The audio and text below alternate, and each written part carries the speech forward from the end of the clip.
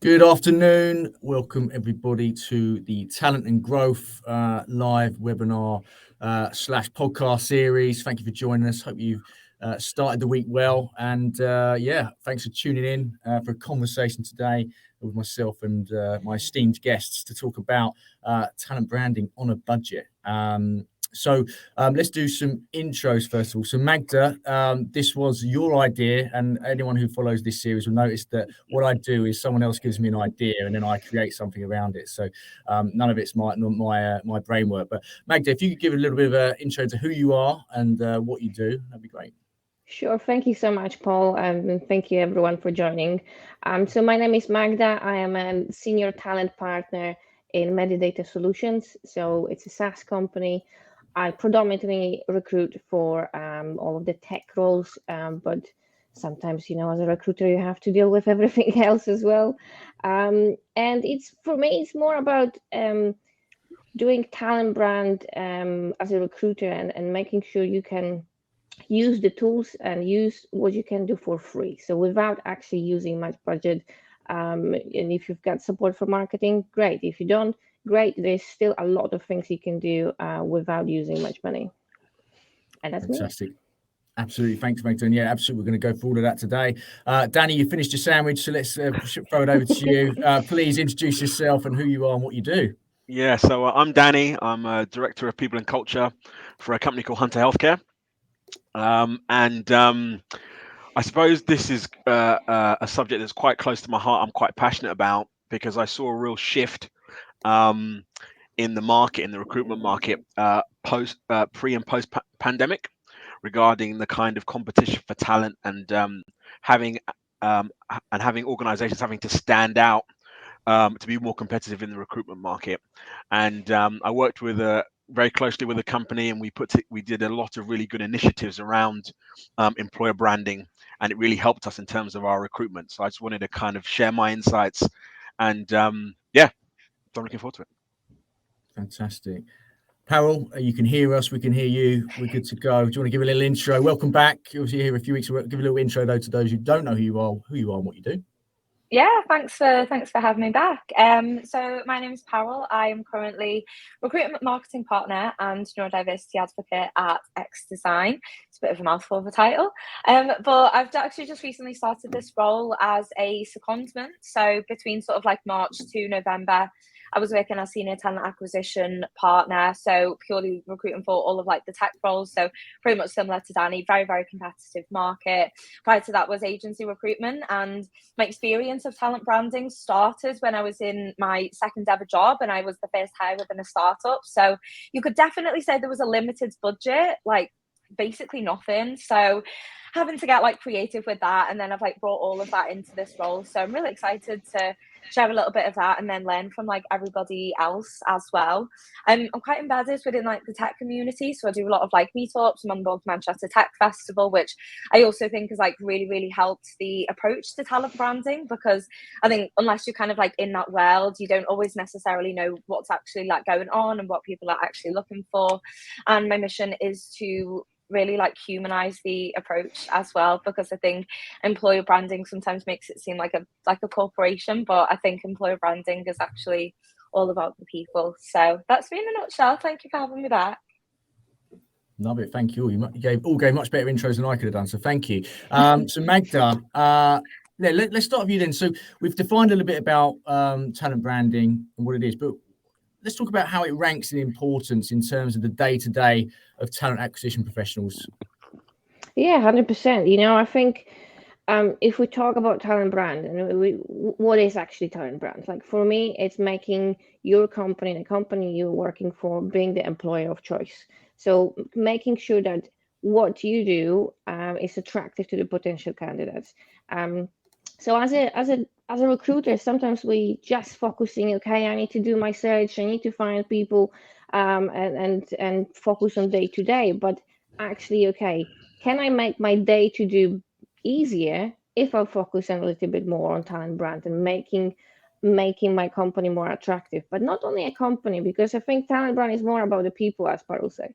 It's about branding your people, putting them up there, making sure that you can market your company culture, And with doing all of that, then your day-to-day job, which in the end of the day is filling the racks, is making sure you can bring new people to the company. It's going to be easier because people are going to be excited about joining the company. And in the end of the day, I think that's it's a crucial part of what you do. It's the most important to bring those people in. And with doing a talent brand well, you will have people wanting to join your company before knowing if you've got an open recs. I think that's the goal, and that's where we want to get to people asking, hey, do you've got any jobs for this or that? Because they're excited about what you do.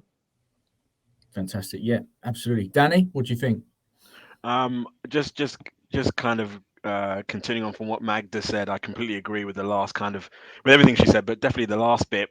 I think when it comes to talent branding, you need to think about what's the objective, what's the goal. You need to think about you need to have the end in mind. And I think for me, good talent branding, the objective of having good talent branding is you want to be in a position where you have a really strong pipeline, a talent pipeline, where you have people coming to you wanting to work for you without even knowing what vacancies and jobs are available. So ideally, if you are in a situation where your internal recruitment team has a really strong talent pipeline and has a huge number of people applying to the job vacancies, it makes their jobs easier. That's kind of what the talent branding is about. So I think it's absolutely essential and critical to talent recruitment and to talent strategies. If you put the right activities into talent branding, you will get a situation, like I said, where people are coming to your company, people are putting themselves forward, people are contacting you before they even know what jobs are available. And that for me is around because every company has a unique culture, every company is different, and not every culture suits everybody. And I think we should be conscious of that. So I don't think necessarily talent branding is about kind of changing what your culture is and trying to pretend it's something that it's not. It's about putting what your culture is genuinely out there into the market and being happy that whoever that attracts and connects with will come. And it's about giving people an insight to what it's like to work for you. And I suppose the next thing around that is around what your EVP is, your employee value proposition, and what are the benefits of working for you as an organization, and making sure it's as genuine as possible. Because I've worked with organizations where they've kind of put emphasis around talent branding, but it's been a bit fake. It's been a bit like, I think this is what people want to hear, and then it doesn't match up with what the culture is like within the business, and then there's a disconnect. Yeah, absolutely. It's got to be authentic, hasn't it? I think if we're working in TA, what do we want to do? We want to do our jobs well. We want to deliver good results for our clients. And I think having this talent branding piece done right, if we do a little bit now, it's going to make our life a lot easier in 6 months, 12 months' time. Parul, what do you think? Obviously, you've moved on to the recruitment marketing side of things, but I suppose we're looking at it from a TA point of view. Where does this rank in importance of the day-to-day? Pretty high up, because we are a tech company, so it is a very, very candidate-driven market, particularly for some like the engineering side of things. Totally agree with everything that's been said earlier, but I just wanted to add maybe a little bit of a different angle, which maybe some people don't necessarily think about, which I've actually experienced while I was in TA, where talent branding is not just your content that you put out, it's not just like social media and events that you sponsor and your job adverts, but it's also the candidate experience. Is one of the most underrated parts of talent branding, because I've actually had it several times where people who are still in the interview process have actually referred on other people. I've had 2 scenarios where colleagues of people who were interviewing who didn't actually get the job referred people in, and they actually told them to take our role above other people, and that's purely down to the candidate experience and treating people with respect as well. And I also think that employees are a great part of talent branding as well. So when you treat your people so well, and they just can't help but shout about it. And this is something that I have actually personally done. I started talking about my like onboarding process, my experience as somebody with ADHD, working remotely like within the business as well, and that starts to garner attention from people, because similar to what Danny said, is people can be quite skeptical because a lot of companies say the same things and like, oh, our culture is great, like we're really flexible, like we're really inclusive, etc. But when you actually get it from the employees, it's like, from my perspective, 10 times stronger. So we'll be interested to see what other people's thoughts are on that. It's not the usual branding side. No, I think that's really spot on, especially when you say it about people. And I think that's what people, a lot of times in talent brand, we forgot that you're supposed to, the people are your biggest asset. It's not about presenting your company. It's not about, getting new people to buy your software or to generate revenue. It's not about that. It's about your people and putting your people out there to present what culture is, who actually works there, why they like doing it, why they didn't resign after 6 months. Just about the people are the biggest asset for us as the recruiters and talent brand people. 100%. Yeah, I also have another question off the back of that to everybody else, is like, if you're at a company, and this is something that like you obviously want to encourage, you can't like go over to people and be like, hi, can you do a post about why you like working here or something? So like, how would you, I guess it would be interesting to see your advice to maybe people who are listening on like, how can you maybe encourage that without it feeling like forced, or can you not really do it? Good question. Yeah, we had this challenge.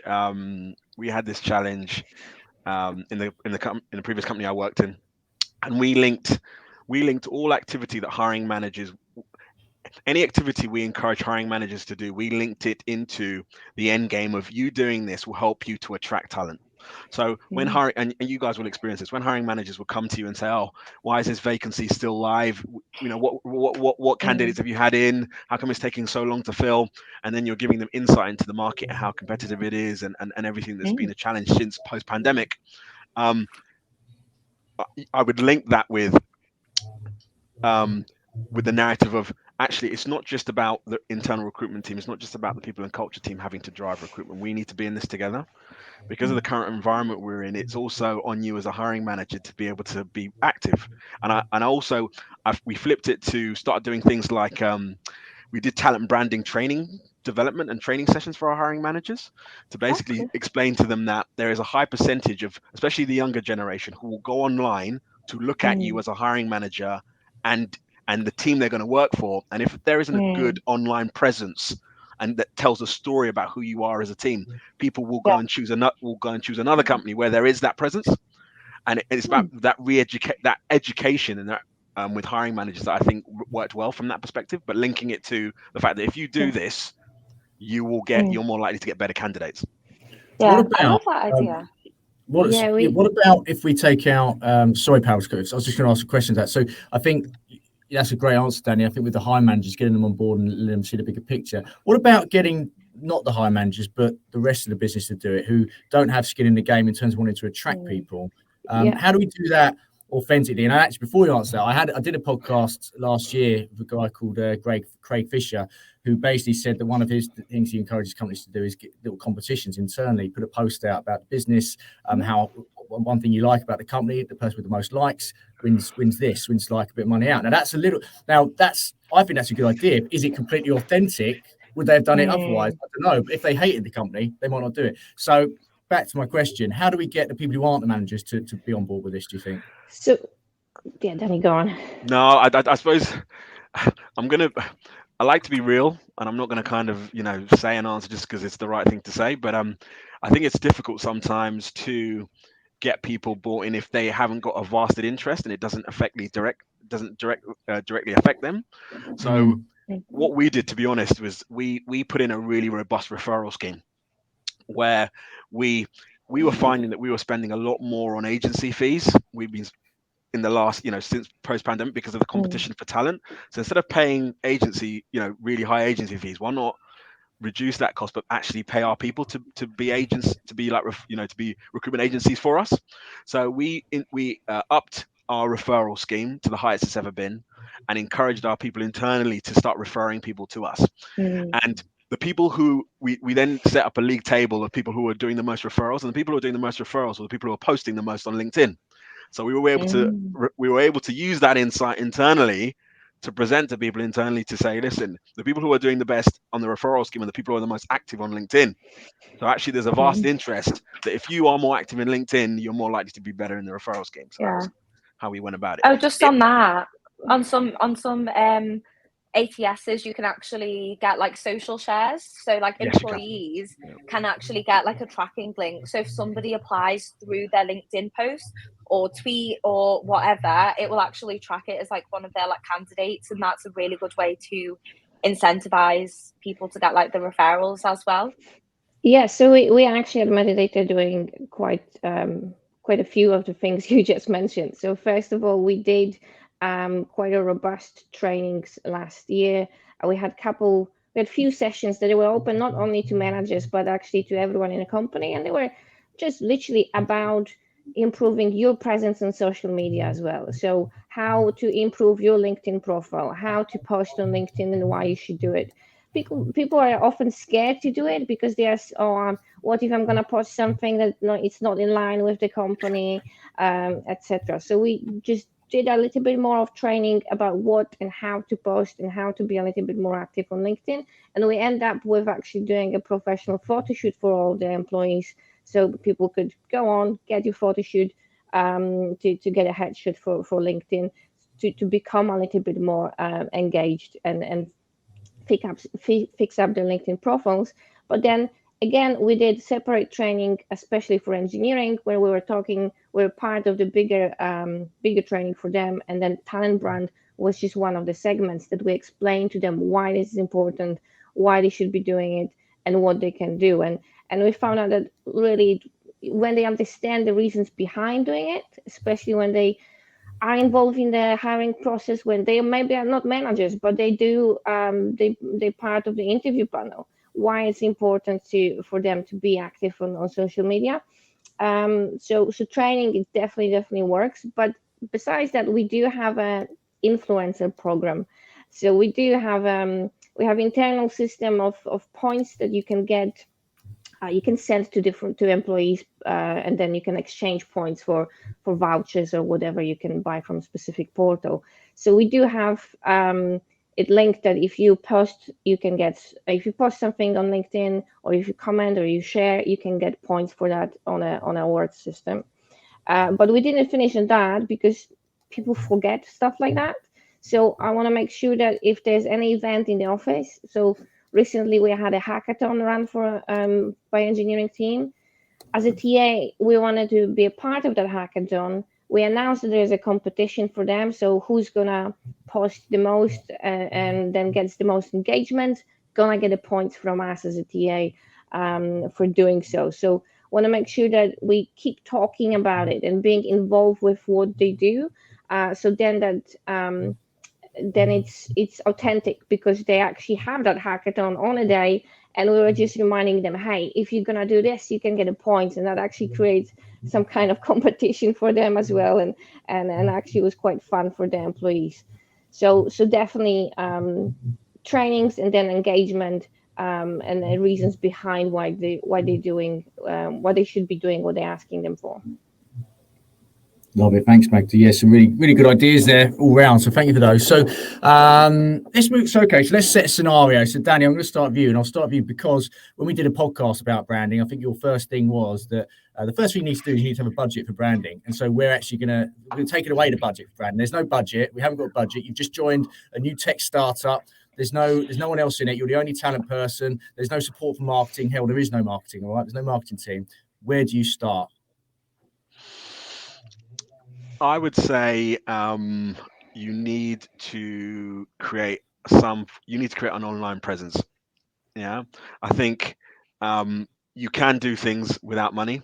I think if I was a new tech startup, I would go to the most popular social media sites and create an account. So I'd have TikTok, Instagram, Twitter, Facebook, LinkedIn, and I would personally create a page that represented the kind of culture of the company that we're trying to create.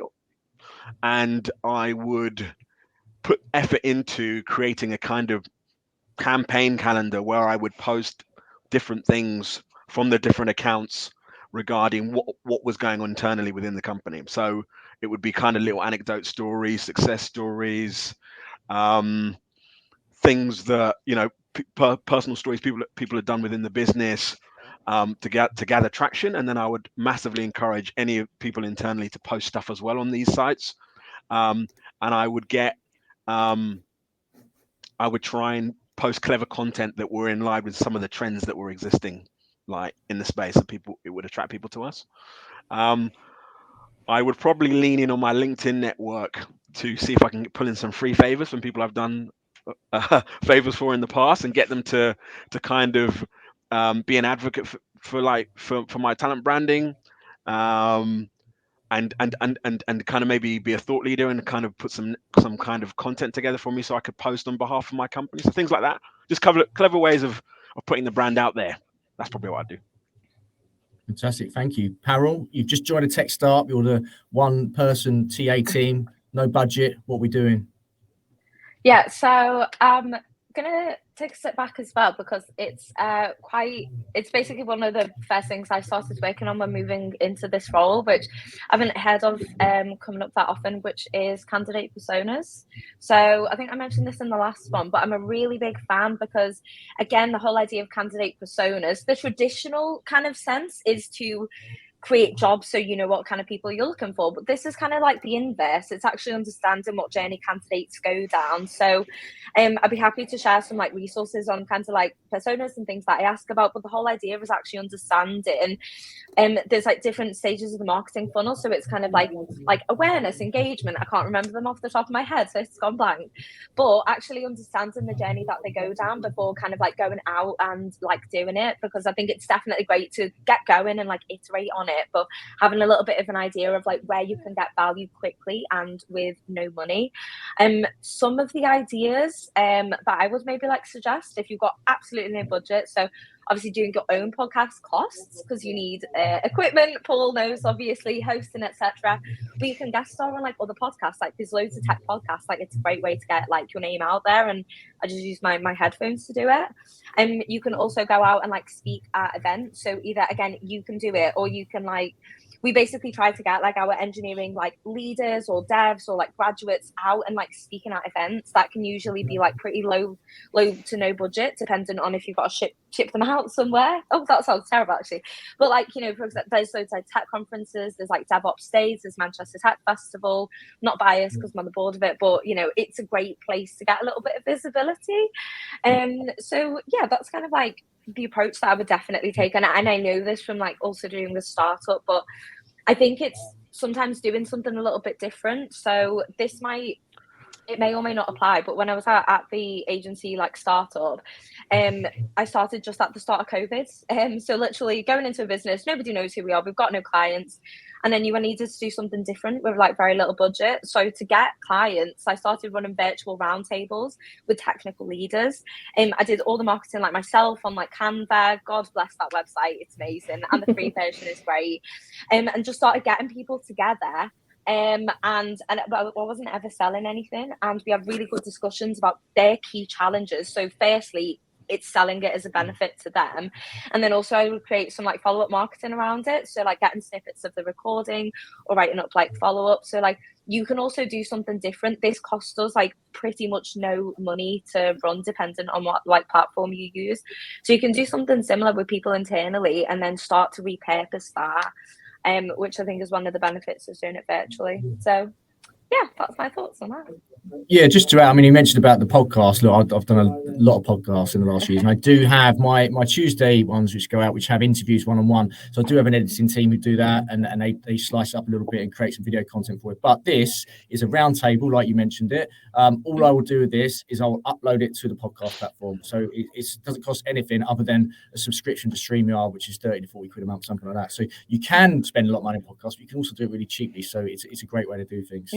Yeah, you can do it on Zoom if you wanted. So yeah, you do on Zoom. We did it through Zoom, and we just recorded it. You can do like Zoom, Teams, like Google Meet. There's a lot of actually free platforms that you can do it for.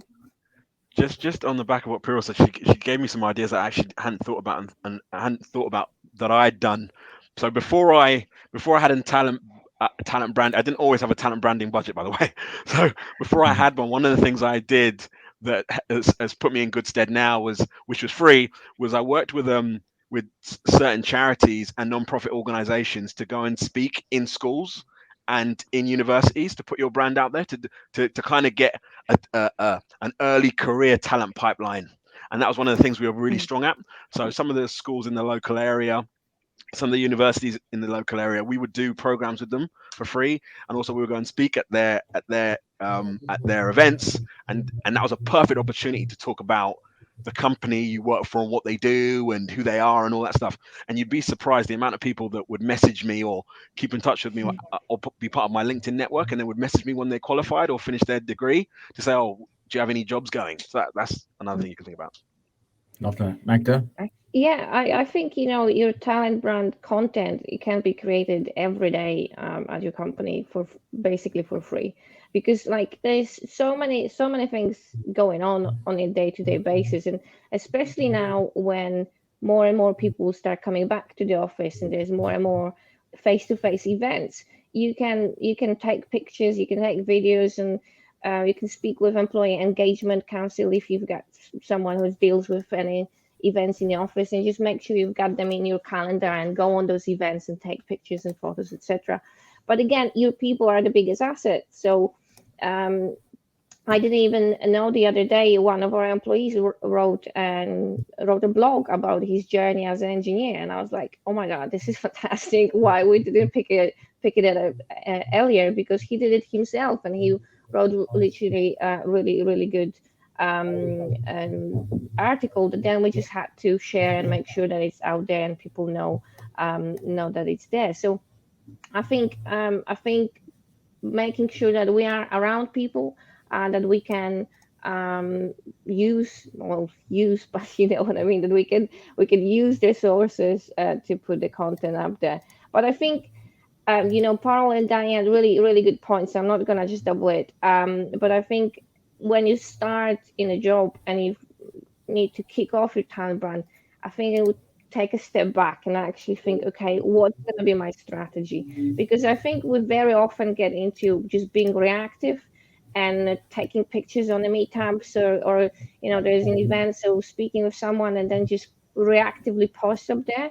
But if you take a step back and actually think, okay, what I want to achieve, what events we have this year, where to go, and start having a little bit more planned approach, and then planning your post on LinkedIn as well to create that consistency.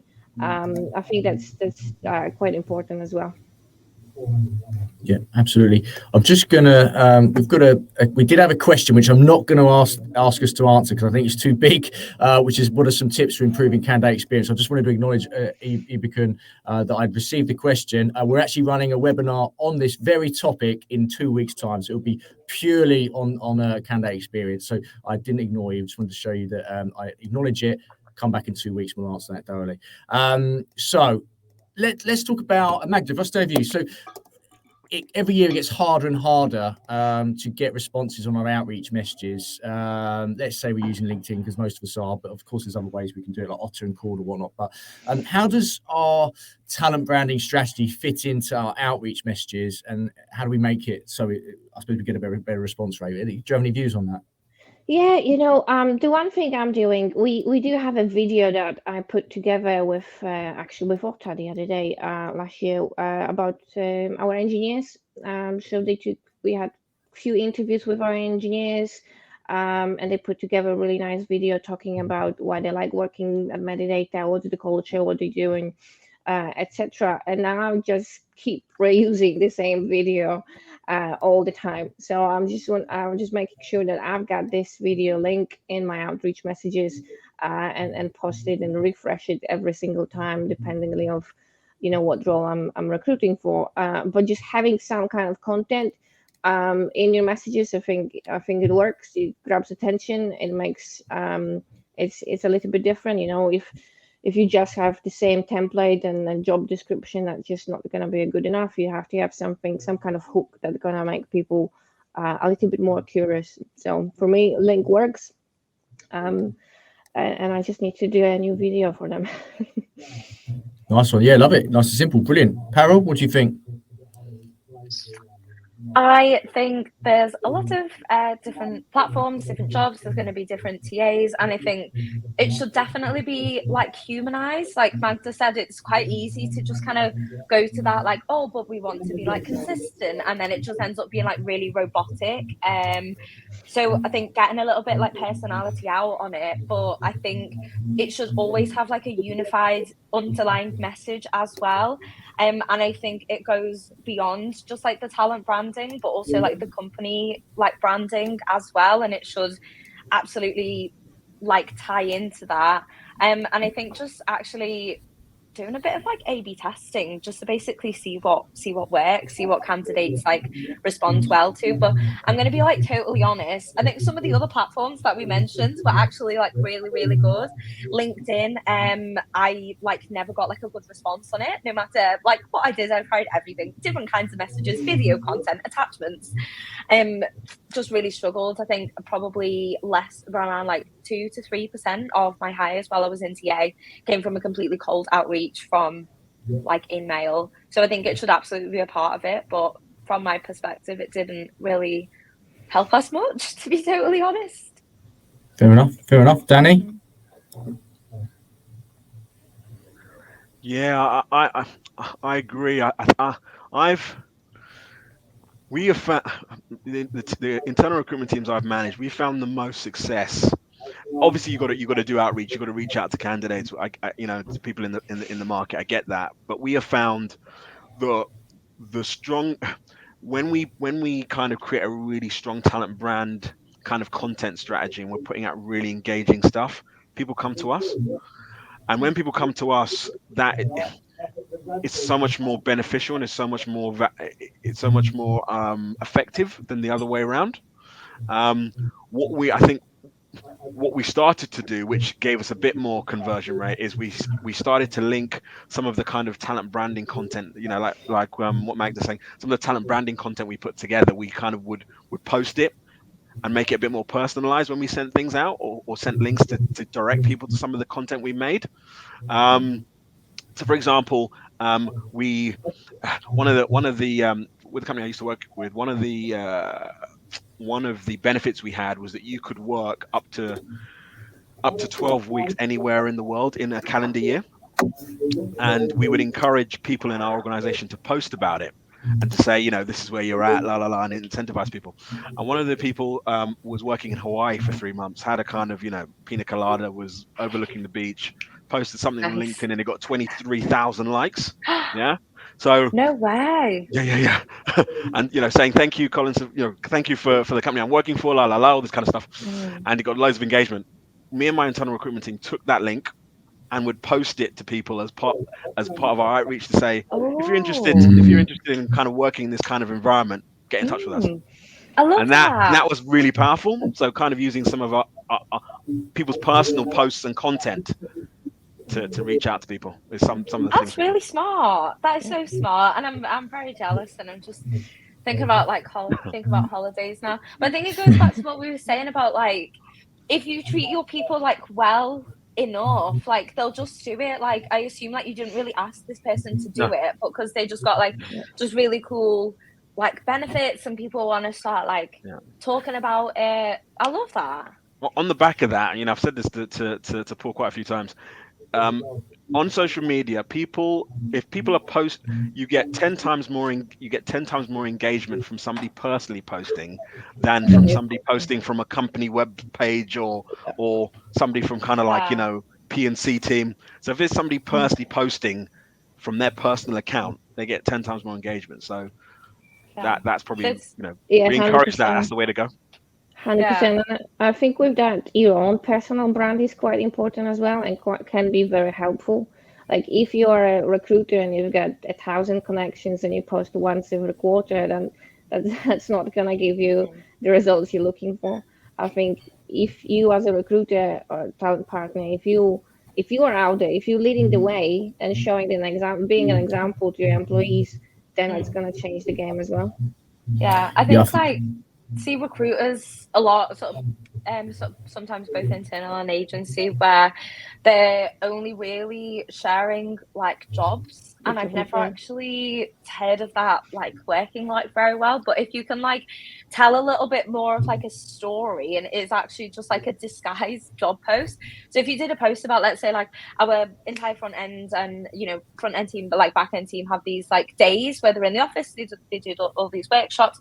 So you actually share a picture and you like talk about why they've done it, like what people like learn and why we bring people like together, and then just pop we're also like hiring into this team, by the way, like link in the comments. So it's actually mostly about the story rather than just saying like, hi everyone, like we're recruiting for like back-end engineers. It's like it's so much more impactful because people connect with it on a personal level. Because if they just wanted to see job posts, like they just search in the jobs section.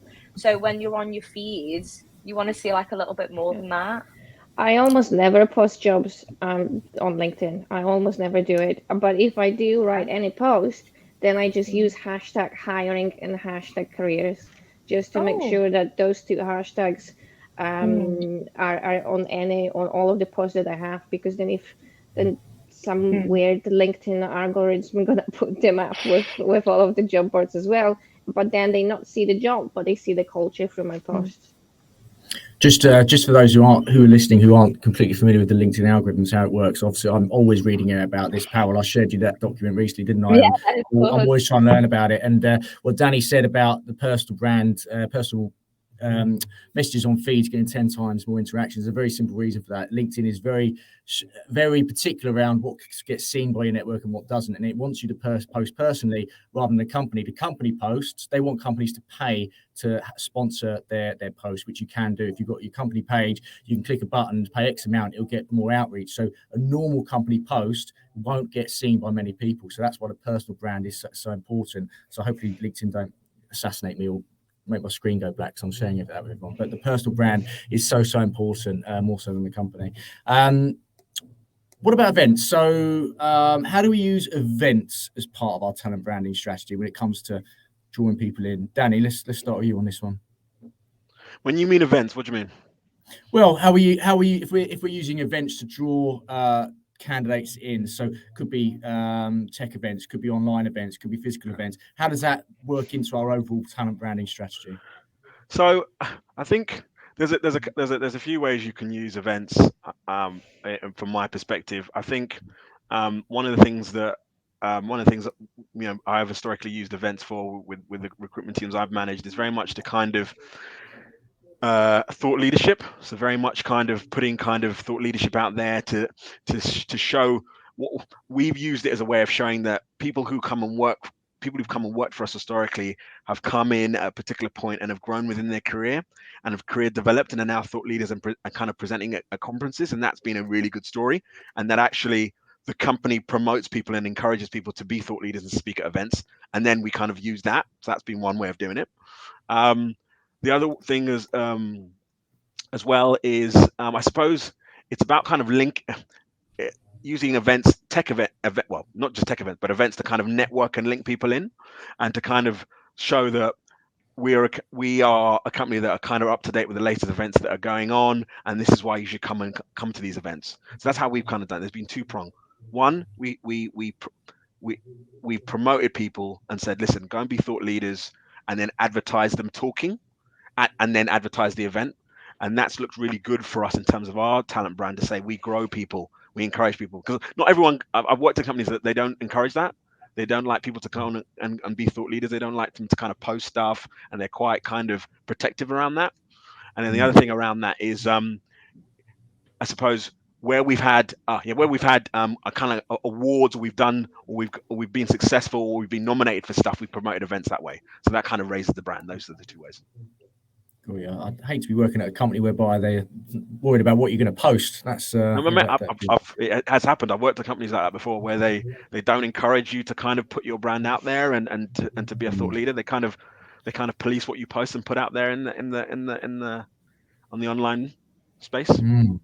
That's a shame. Well, yeah, I'm sure they exist. I suppose I hadn't really thought about that still happening, but it does, absolutely. Parul. Yeah, it's interesting what Danny just says, actually, because I definitely have like heard of like companies like that. I think I'm really fortunate where I work is that we actually encourage the like complete opposite. And I just remember we were doing like a workshop thing in our Leeds office, and something that my line manager said, which has just really stuck with me, which is like we want to give people these opportunities because we want them like eventually, you know, like we don't have people forever. Eventually when they leave, we want them to be better when they joined, and we want to be able to like actually bring those opportunities. So I think it should absolutely like be the opposite. If people start then getting opportunities and you treat them well enough, like they're not just gonna jump off the back of that. But I think from like the events perspective, because we're getting to quite like a big size of like a company now. I think maybe about like 400. I've lost track. And there's a lot going on, and there is obviously like a marketing budget as well. So something that we do like within our team is basically just kind of like assessing what is happening and when, and is it happening in regions that we want to grow in, what is kind of like how much we're going to have to put into it in terms of like sponsorship, because obviously like conferences for like sponsorship are like quite a lot, sort of, you know, 5, 10, 15k upwards, and then you've got like the smaller scale like meetups as well, which is obviously paying for like the food and drinks. So it's making sure that what you're doing gives you like visibility, but also not kind of like pushing it in like people's faces, because I think sometimes when like I have been to events where like people just kind of like talk about themselves quite a lot, and I think a couple of lines would definitely be enough, because like, you know, you do remember it, and I think maybe puts people off like a little bit.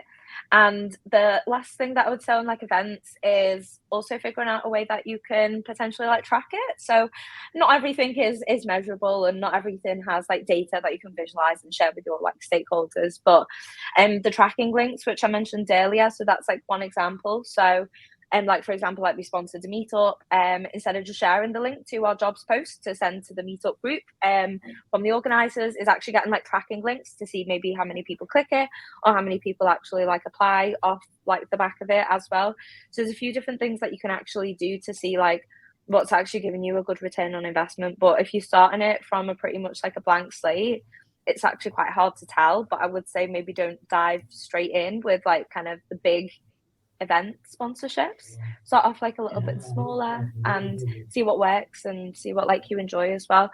And also maybe like start to identify like people that might actually want to do some speaking within the company, because there's people who kind of, we default to the people that always do it, like I do like quite a lot. So if it comes to like women in tech stuff or neurodiversity stuff, like it's kind of like Parallel. But then there's like, I think a part of talent branding and event stuff is actually giving people the opportunity to start to get involved in it. And I think if you're getting them involved, it obviously also involves like supporting them with it as well. So they maybe need a little bit of like public speaking like training, they might need a little bit like support with the slides. So you have to also be aware that it may require a little bit more like time investment, but I think getting more people into the speaking world is also part of this job. Yeah.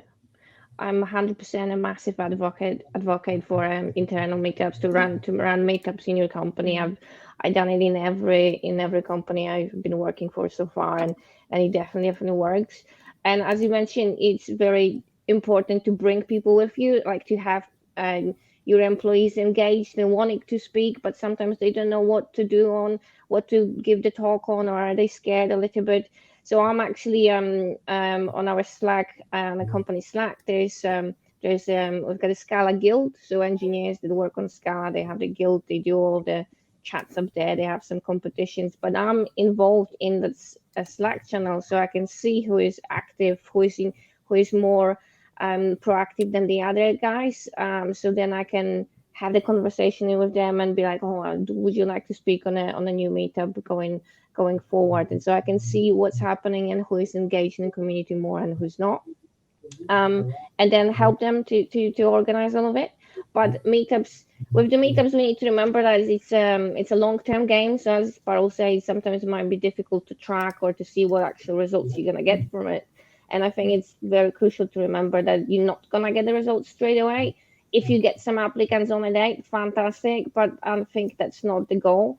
To give you an example, we had a situation when there was a candidate that I messaged once on LinkedIn, didn't reply to me, messaged him once and somewhere else, didn't reply to me. 2 months later, he applied to us directly because he started thinking about the job, and he remembered Medidata because he was on a meetup 2 years ago. He was in our Wow. office 2 years ago. He saw, he saw the company. He spoke with some guys. He's been in the building, and when he started looking for a new position, he remembered the feeling. He remembered the company. He remembered us, and then he applied. So my outreach didn't convince him, but the fact that he was in the office and he knew the company, that made him and join us. And we actually hired him as a very senior engineer in the team. So long-term game, but definitely That's doesn't work. amazing. 2 whole years. That's like Yeah. the longest long game I think I've ever really heard of. But I think it also like it highlights the importance of that like nurturing like sequencing as well is like beyond like I mean talking specifically about like talent like branding and like events and stuff is like don't just like chuck your money at something and then just think like okay cool yeah we've like sponsored this amazing is especially when I was an agency recruiter and I'd sign up to like other people's events for example I would make sure that like I went through and connected with anybody on like the meetup event who I'd actually bumped into and maybe even just said hi like temporarily, added them with a personalized note on like LinkedIn. So I think like think about what comes afterwards because like Magda said is that it is a long game. Not everything is like trackable. But those people are like they're your warm leads basically. So if you got some kind of like LinkedIn recruiter or like sales nav projects, you could even like keep people who have been to like some of your events who then like you could reach out with like I don't know like a market report or something or with like your next event so it keeps it in a bit of a sequence instead of like just one point of contact then dropping off. One of the things I think is also really important with your talent branding is to ensure that your learning team works really closely with your recruitment team. We in the previous company I worked in, that's what we did, and we had basically any of the kind of new kind of development programs or any of our flagship development programs that we had internally or any stats or data that would come out from our learning team that would really kind of enhance our programs. I ensured that the talent acquisition team knew what that figures were. So for example, one of our internal kind of aspiring managers programs, if you went on it, you were 60% likely to get promoted within 6 months.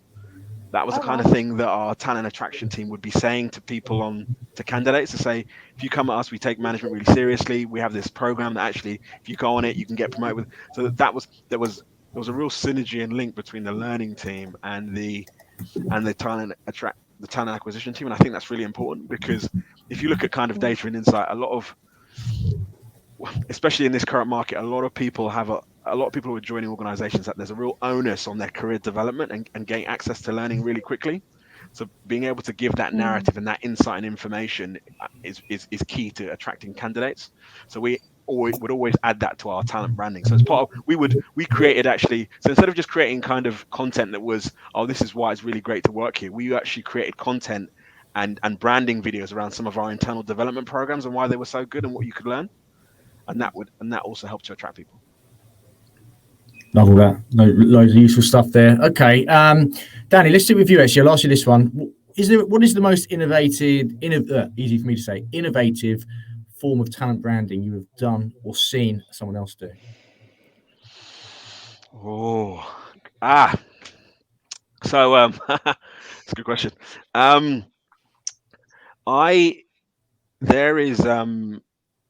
You probably will go. Are we able to mention people or companies on this? Yeah. So I went to a conference a couple of years ago, and there were these two amazing ladies, and they've created a company called Eric, and they've got this kind of they've created this app, this kind of talent pipelining platform, where young people could go on it and basically search for keywords to their careers, and it will bring up different organizations and companies and different vacancies, and therefore they can then apply. And the reason why this was really innovative to me is because these two ladies presented in front of a kind of a room of established people professionals, and they were challenging our narrative and the way we were thinking. Do you know, for example, that only 4% of Gen Zs are active on LinkedIn? They don't use it. So if you want to attract early career talent and go into the market early and get people and not be competing in the same market as everybody else. You got to do things differently. So for example, only 2% of companies are accessing talent from 16 years old and above. So when you're 16 and you're about to have your GCSEs, that's when you actually make your first decision about where you want to go in your career. But people don't think about that. So they've created this app where young people can go on and actually get access to different careers, vacancies, and jobs.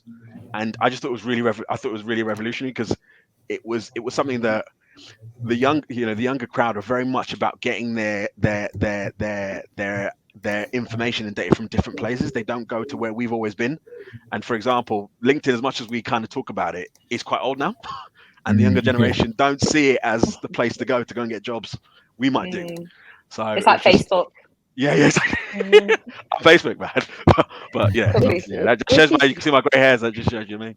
It's super interesting, because like I spend most of my time and effort on LinkedIn, and that's probably the profile for my company, where my candidate's going to be. But if you're working somewhere in a startup, as you mentioned, a smaller company, that people gonna use TikTok and all of the other weird social media that I'm quite scared to get into, but I'm like thinking, am I have to do it now, because that's where the talent is? That's why I mentioned at the beginning, if I was a tech startup and I was going to do things for free, I would go to some of these more social media sites. Because now, you should see it now. Some of the trend, some of these companies are jumping onto TikTok trends and getting their videos shown in front of people, that young people that you would not think. So some of the companies that have really good branding, Monza, for example, has some excellent talent branding content, and their stuff is like with the latest trends, and they get themselves out there in front of people. So it's just something to think about. So that would be my answer. That quality, thanks, mate. Have you seen Duolingo on TikTok? Duolingo and I think it's like Ryanair, and like some of them just have like the funniest things. And I don't know what I categorize as, but like I'm a millennial, I think. Yeah, pretty sure. But like I'm 27, and if you want to have a look at my screen time on iPhone, it sends you those notifications. So you're like, I feel attacked on a Monday. I'm like, I don't want to know how long I've spent on the phone. But I'm embarrassed to say, but like TikTok is actually the social media that I spend most time on. Like I have LinkedIn, but I use it less because I'm on it for work on my laptop. But when I'm actually on my phone, I use TikTok, and I'm like 27. So it's actually not just sort of like 16 to 21, perhaps. It is actually like older than that. I've got like my mum on it now. She's like 50 odd, do you know what I mean? So it's actually, like you said, tapping into like a wider audience. But I actually just wanted to ask a question off the back of Paul's original question. Is like, do you actually think it's possible to innovate when it comes to talent branding? Do you think there's actually scope to really do something like new and radical, or is like everything been done and we just need to do that but better? I think my answer to that would be, look, we're always recycling things over and over and over again. But I think if a company does something that's not that's different for them to do, or you wouldn't think of them to do it, that's innovative. If they're doing it on a different type of platform, adapting what they might post on a platform like LinkedIn or Facebook to a TikTok video where they're dancing or something like that, that's innovative. So that's my initial answer. What do you reckon, guys? Yeah, I think you can always try, and you can do all the testing and try what works, what doesn't. But I think more important than being innovative is the consistency. Because if you're gonna do something amazing once, you're gonna just tap into a certain amount of people, and that's it. But if you're gonna keep going, and if you're gonna actually be consistent on whatever you do, then that's gonna bring the result rather than just doing something great once. Yeah, that's the report you said, Paul, because I was like, there were some really good stats on here. So it's the secrets of the algorithm. If anybody wants to check it out, it's dead good. So it says here, if you're a creator, minimum 2 posts a week, and you stop posting for more than a month, the first 4 to 5 posts will receive about 30% less reach than before. So consistency, but I also don't think consistency means every day. Because I think it might be in here like somewhere, but from my personal experiences, 2 or 3 days a week, couple of days a week. And also a really good platform to use for this as well to help you stay consistent is Buffer, because there's like a free version of it. So I don't use it to schedule posts because I don't know how that works with the algorithm. Kind of conflicting thoughts on that. I actually just use it to save drafts because there's a lot going on up here, and I'm just like, oh, that's a good idea. I want to write about that. So what I start doing is like start doing little drafts of things, and then if I feel like I want to like post something that day, I've got like a little bank of stuff, and some of them are basically they're half done. But once you see things, you see trends, you see somebody's post, and you want to like maybe talk about that specifically or like a theme, then like Buffer's actually really good. This is not a sponsored post, by the way, No. but if they want to sponsor me, like, give I me a shout. I do use Buffer as well. I do use Buffer, the free version, but now LinkedIn actually, you can schedule post through the LinkedIn directly as well. So there's the. Do you think that have you done it, and do you think it impacts engagement? So I've got two types of posts that I'm trying to do. So one I've got scheduled for Friday at 10 a.m.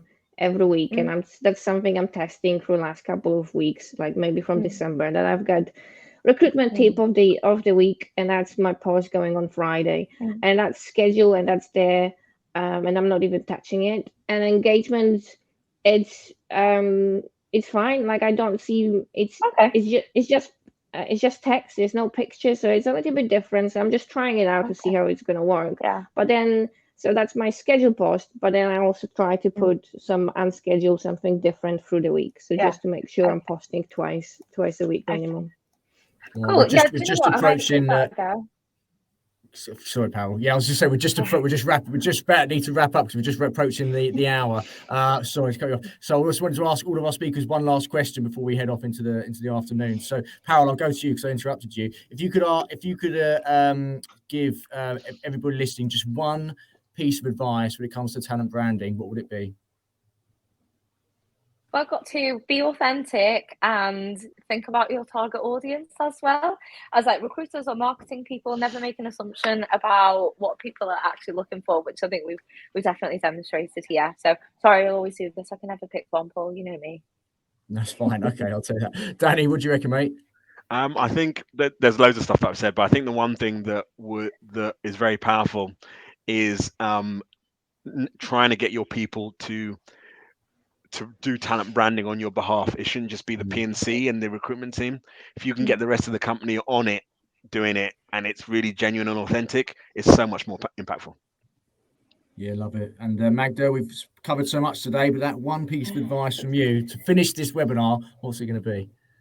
I think Parol and Danny took the words out of my mouth, so it's a very good advice. And I think that what I can only add to it is just keep going and don't stop, and remember that it's a long-term game rather than short-term. So consistency and just keep going. Appreciate it. Thank you so much, you three. Really appreciate you jumping on today. Magda, if anyone wants to reach out to you, pick your brain or ask you for advice, what's the best way for them to do so? Just connect with me on LinkedIn and message me there. I think that's the best way. Not TikTok? No TikTok from me. Okay. Yes. Yeah. Danny, you're LinkedIn? Was that good for you? LinkedIn. I've already accepted some people already. Good stuff. Parol, do you want to share anything else other than LinkedIn? No, just LinkedIn. I also use Twitter as well. So you can find me on either of those. Fantastic. Thank you, you three. So everyone listening today and everyone listening on the podcast, we're going to be having a break from the webinar next week. We'll be back the following week with a whole webinar dedicated to candidate experience. So hope you have a good week. Thank you again for the speakers, and I'll see you all on the other side. Thank you. Thank you. Bye.